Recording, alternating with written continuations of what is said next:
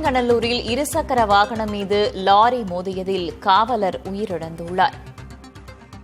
தாம்பரம் காவல் உதவி ஆணையர் வைஷ்ணவியின் கார் ஓட்டுநர் ஜெய்கணேஷ் உயிரிழந்துள்ளார்.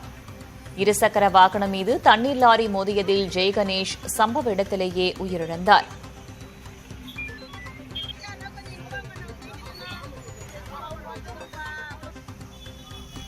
கூடுதல் தகவல்களை வழங்குவதற்காக செய்தியாளர் கதிர்ஷா இணைந்திருக்கிறார். கதிர்ஷா, என்ன நடந்தது? உயிரிழந்த காவலரின் முழு விவரம் என்ன?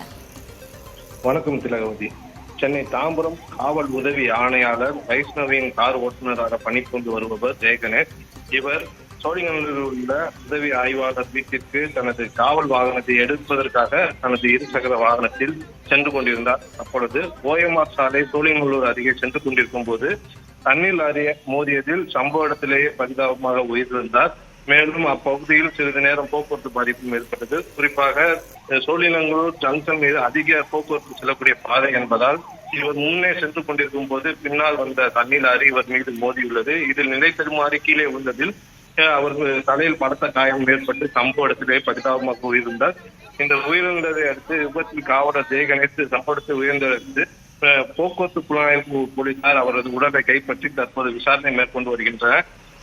பணிக்கு செல்லும் கொண்டிருக்கும் போது காவலர் உயிரிழந்த சம்பவம் அப்பகுதியில் பெரும் பரபரப்பை ஏற்படுத்தியுள்ளது. தகவல்களுக்கு நன்றி கதிர்ஷா.